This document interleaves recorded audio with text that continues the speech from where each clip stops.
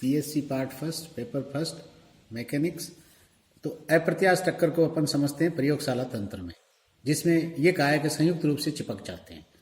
तो मैं कल आपको ये वीडियो में बता चुका।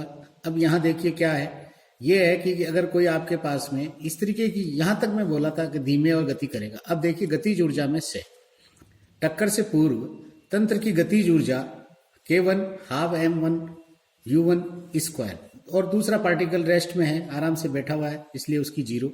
टक्कर के पश्चात निकाय की कुल ऊर्जा, गतिज ऊर्जा की बात हो रही है, K2 is equal to half M1 plus M2 चिपक जाते हैं V स्क्वायर। यहाँ अनुपात अपन इसलिए ले रहे हैं कि कोई भी हमारा इनिशियल जो भी गतिज ऊर्जा का हिस्सा है वो कितना ट्रांसफर होता है। तो आपके पास में M1 प्लस M2 ब्रैकेट बंद V square upon M1 U1 square. तो V का मान रखने पे, V का मान कहाँ से रखा, ये हमारे पास है जो V का मान रखा, तो इसका होल स्क्वायर हो गया, इसका U1 का होल स्क्वायर हो गया, U1 का होल स्क्वायर है, तो ये कैंसिल हो गया। और यहाँ इसका होल स्क्वायर है, तो देखिए ये बचेगा ऊपर और ये नीचे। तो कुल मिला के यहाँ जो गुणांक आया था, यहाँ जो गुणांक आया था वो का वही काइनेटिक एनर्जी में गुणांक आ रहा है। पर काइनेटिक एनर्जी में जो गुणांक आ रहा है उसका खास बात यह है कि जो अंतिम कण बना या टक्कर के पश्चात जो कण बना K2, उसको उसकी हमारे को गतिज ऊर्जा का क्या अंश मिलता है। अगर मैं K1 को इधर ले जाऊं तो आपको K2 का अंश मिलेगा कि नहीं मिलेगा, तो ये अनुपात ही तो आएगा। अब यहाँ देखिए, अतः K2 is less than K1, अतः M1 इजिकल टू M2 हो तो आपके पास में आधी गतिज ऊर्जा का क्षय होता है। यानी कहीं ना कहीं हीट में, घर्षण में, कोई भी रूप हो सकता है जिसपे गतिज ऊर्जा की ये हानि उष्मा के रूप में प्रकट होगी। अब यहाँ देखिए प्रयोगशाला तंत्र में, तो ये मैं आपसे क्या कहना चाहता हूँ कि हमें टक्कर या इस तरीके की कोलिजन या इस तरीके का आसपास ही इंटरेक्शन होता है, उसका अध्ययन करने के काम में आती है। अब आइए द्रव्यमान केंद्र निर्देश तंत्र में एक व्यू में अप्रत्यास्थ टक्कर। अप्रत्यास्थ टक्कर का क्या क्या फायदा होगा कि वहां क्या था कि वहां ये था कि हमारे पास में गतिज ऊर्जाओं में दो प्रकार की प्रत्यास्थ और अप्रत्यास्थ थी। यहाँ क्या है, गतिज ऊर्जाओं में केवल एक ही प्रकार है, या तो गतिज ऊर्जा है जो संरक्षित रहेगी, नहीं तो गतिज ऊर्जा संरक्षित नहीं रहेगी, बस इतना सा है। प्रत्यास्थ है, प्रत्यास्थ नहीं होगा। तो यहाँ अगर गतिज ऊर्जा संरक्षित है तो आपके पास में क्या होगा, प्रत्यास्थ टक्कर होगी। गतिज ऊर्जा संरक्षित नहीं है तो अप्रत्यास्थ टक्कर होगी। और गतिज ऊर्जा संरक्षित होती है उसमें तो क्या होता है, एक दूसरे को पार्टिकल है जो क्या करते हैं, अपनी वेलोसिटी देके भग जाते हैं। M1 M2 द्रव्यमान कणों जिनके वेग U1 U2 और द्रव्यमान केंद्र का वेग का जो आपके पास में VCM है, उसको अपन ऐसे लिखते हैं। यदि टक्कर से पूर्व M2 स्थिर हो तो आपके पास में VCM का मान ये हो जाएगा। अतः द्रव्यमान केंद्र निर्देश तंत्र में टक्कर से पूर्व M1 और M2 के वेग होंगे। क्या वेग होंगे, ये उसने गेगलियन रूपांतरण से निकाल दिया सिंपल। तो आपके पास है U1 dash is equal to U1 minus VCM, क्योंकि ये कांस्टेंट वेग है, ये एक इनर्शियल फ्रेम का वह वेग है जो लेप फ्रेम के करस्पॉन्डिंग में क्या कहलाती है, इनर्शियल फ्रेम कहलाती है।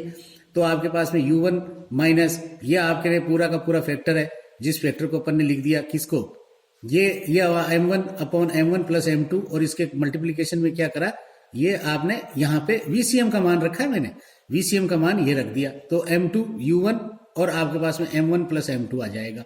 तो ये क्या कहना चाहते हैं कि ये इसमें क्या किया, कॉमन लिया तो एलसीएम जाएगा इधर, तो अपने आप M2 बचेगा, M1 कैंसिल हो जाएगा। तो ये अब देखिए आप इसको देखिए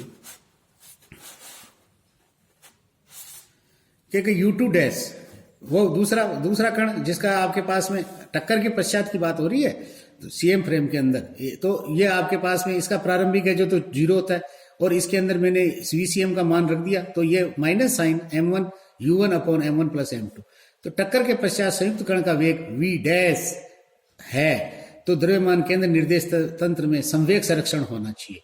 तो हमारे पास में V डैश ये पार्ट है जो क्या हुआ, हमने कहा भैया तू चिपकता है, तू तो लेफ्ट फ्रेम में तो चिपकता है, पर सेंटर ऑफ मास फ्रेम के अंदर तू एक बार आराम से बैठा हुआ, तेरी टक्कर हो गई किसी से, तुझे कोई अंतिम वेग मिलेगा, वो अंतिम वेग इस प्रकार के मिलेगा जिसको हमने कहा V डैश है। यानी कि यहाँ भी हमने ये अज्यूम कर लिया कि सेंटर ऑफ मास फ्रेम में भी ये चिपक जाते हैं। तो ये इंपॉर्टेंट बात है कि यहाँ हमने एज्यूम किया, अदरवाइज क्या मालूम क्या होता है सेंटर मास फ्रेम में, किस प्रकार से टक्कर होती है, पर हमें अध्ययन करना है, इसलिए हमने ऐसा माना कि ऐसा चिपक जाते हैं, तो चिपकने वाले का अध्ययन कर रहे हैं हम। तो आपके पास में इसको क्या किया, V डैश है आपके पास में, तो V डैश को इधर रख लिया, और ये वाले हैं जिनको ऊपर या नीचे भाग लगा दिया।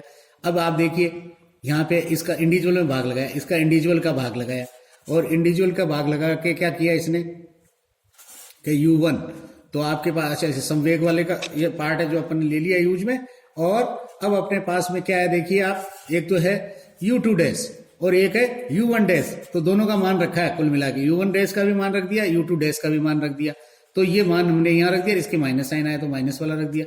कुल मिला के V डैश जो अंतिम वेग है चिपकने के दौरान एक दूसरे के सेंटर ऑफ मास फ्रेम में, उसका 0 प्राप्त होता है। अतः टक्कर के पश्चात द्रव्यमान केंद्र निर्देश तंत्र में संयुक्त कण स्थिर प्रक्षित होगा। इस परिणाम में कोई आश्चर्य की बात नहीं है, क्योंकि प्रयोगशाला तंत्र में सापेक्ष संयुक्त कण का वेग v बराबर आपके पास में m1 u1 upon m1 plus m2 था। मैंने कहा ना ये जो आपके पास में ये आता है एक फ्रैक्शन या फैक्टर आता है, जो कि प्रयोगशाला तंत्र के सापेक्ष द्रव्यमान केंद्र का वेग भी है। अर्थात ये कह रहा है कि हमें आश्चर्य नहीं होना चाहिए, क्योंकि जो यहाँ पे आपके जो वेग दिया हुआ है वह वेग है जो क्या है आपके पास में एक द्रव्यमान केंद्र का वेग है। अतः v बराबर VCM होने से संयुक्त कण द्रव्यमान केंद्र निर्देश तंत्र में v dash is equal to v minus VCM होगा। इस तथ्य की पुष्टि इस बात से होती है कि द्रव्यमान केंद्र निर्देश तंत्र शून्य संवेग तंत्र होता है। अर्थात आपके पास में क्या होगा कि जिसका खुद का द्रव्यमान केंद्र का ही वेग नहीं होगा, तो उसके आसपास का किसी का भी कोई भी कण कहीं भाग जाए, कुल मिला के वह क्या करेगा, उसका संवेग का मान सेंटर ऑफ मास फ्रेम के संवेग के लिए बता रहा हूं, क्योंकि उसके लिए 0 होगा। अर्थात यहाँ 0 लिख दोगे तो ये 0 हो जाएंगे, नहीं किधर भी भगे कहीं भी जाए, बट इधर की तरफ फाइनल में 0 आएगा। उपरोक्त समस्या से यदि K1 डैश व K2 डैश टक्कर से पूर्व व पश्चात द्रव्यमान केंद्र निर्देश तंत्रों में कणों की गतिज ऊर्जाएं हैं, बहुत बढ़िया, U2 इसके अंदर आपके पास में 0 आ जाएगी। देखिए तो K2 हमेशा शून्य होगा, चाहे M1 M2 के द्रव्यमान कुछ भी हो। अतः द्रव्यमान केंद्र निर्देश तंत्र पूर्णतः प्रत्यास्थ टक्कर के लिए गतिज ऊर्जा का 100% होता है। इसका एक विशेष गुणधर्म है और इसका तथ्य भी नाभिकीय भौतिकी में कई समस्याओं में बहुत उपयोगी होता है। तो प्लीज आप इसको 3-4 बार करना, बहुत अच्छी चीज है।